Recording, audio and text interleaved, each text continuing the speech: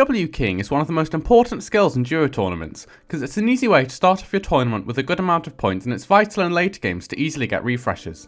So in this video I'm going to be VOD reviewing Ajerss and Rise's first game from the latest Duo Cash Cup Opens, where they won, getting 5 out of 7 wins, all with over 10 kills, so they're clearly a pretty solid fighting duo. So I'd really appreciate it if you could like and subscribe, and without further ado, let's get into it.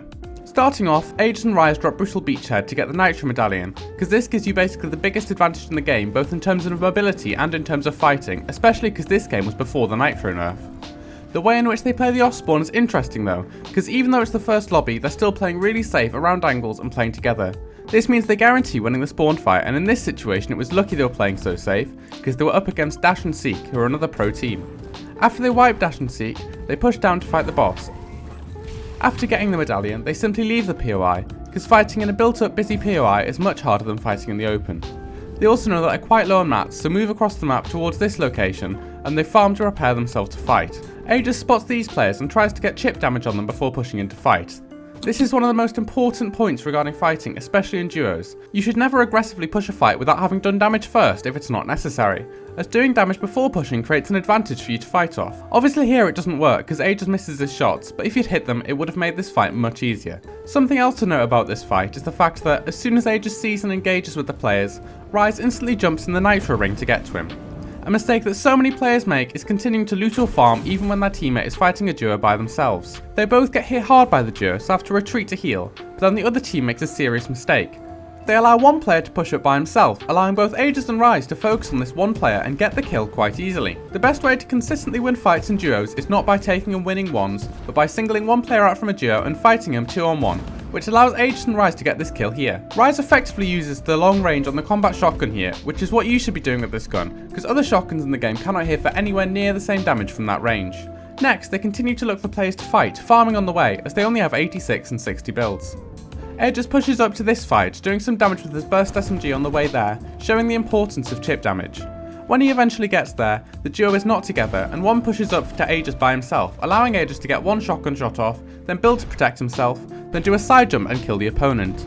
Protecting yourself immediately after shooting is really important, and the other player was caught completely off guard with the side angle here. After this, Ajerss can simply jump into the other player's box using the Nitro, which is appropriate in this situation for 3 reasons. Firstly, Ajerss has good aim, so is confident he could win a 50-50. Secondly, the other player is sitting in a box, suggesting he isn't very good, further increasing Ajerss' chances of winning the aim duel with him. And finally, because Ajerss has the Nitro Medallion, so he hasn't had to pop any before jumping in, the other player has no idea that Ajerss even has the Nitro effect, so is caught completely by surprise when Ajerss appears in his box. Even though it's much harder to Nitro into someone's box now, it's still possible to do so if the wall is below 90 HP or by using a momentum phase-in. The first thing to note in this fight here is the way the players are playing. They're just running. This allows Ajerss to continue to shoot them as he's chasing and eventually crack one. If you're being chased, just turn around to fight immediately, because continuing to run further increases your chances of being shot and having to stop to heal anyway. This happens here, forcing this team into a fight with Rise and Ajerss. Here the roles of Rise and Ajerss first begin to show. Rise sits back with the Mythic AR and sprays, while Ajerss is pushed in to fight up close and get the kill with his shotgun, while the other player is distracted by Rise spraying him. Now they rotate through the centre of the map. They do this because it's first game, so most players won't be very good, and they can end fights incredibly quickly, drastically reducing any chances of third parties. However, for higher elo lobbies and for non-pro teams, it's usually best to W key along the dead side of the zone to reduce the chance of third parties. Here, Ajerss has an advantage due to the fact he's got the shield medal, because it means he can continue to fight the other player while he has to stop and heal. This means that Ajerss can end the fight quickly using, you guessed it, Nitro. He nitros in and makes this side jump for the second time this game. This completely catches the other player off guard and allows Ajerss to easily win this engagement without taking much damage. Then the last player is stuck between Ajerss and Rise in a pinch movement, where Ajerss moves in from the back with Nitro to easily clean up the kill. Here, Rise and Ajerss' roles in the duo become clear again, with Rise sitting back spraying with the OP Mythic AR and Ajerss pushing in to fight close up. The fact they always set their fights up like this means that they can both get extremely good at their roles and use it to their advantage to quickly and effectively finish fights. It's incredibly important to know how Ajerss and Rise fight the bunker here. They know there's a player inside, so they push in together to maximise their chances of winning any aim duel and ensuring that every single tile is pieced. This means the other player is unable to build a fight back against Ajerss and Rise. Here, Rise makes a bad peek and demonstrates why the combat shotgun should not be used to take 50-50s, but ultimately it's fine because Ajerss are pushed into the bunker with him. Now they realise there's a team waiting for them outside of the bunker, and they approach this in a similar way to how they moved in, pushing out together and getting peace on the way up. This means it's much harder for the other team to push them back into the bunker and gain any advantage over them. Ajerss and Rise managed to single this one player out and fight him without his duo, something you can easily do with your duo, and will drastically increase your chances of winning fights. Ajerss is hit hard here, but Rise is with him, so we can clean up the kill with the Mythic AR. Overall, this bunker fight teaches two main things. Firstly, the importance of piece control for dominance in a fight, and secondly, the importance of sticking with your duo when fighting. During both fights, either Ajerss or Rise would most likely have gone down had the other player not been there to support them. This fight once again features Ajerss fighting by himself while Rise pressures with the AR. Ajerss perfectly utilises the Nitro to catch this player by surprise, but then he goes down. Rise pushes in and plays on Ajerss' body perfectly to bait the res and encourage the other player to Nitro in.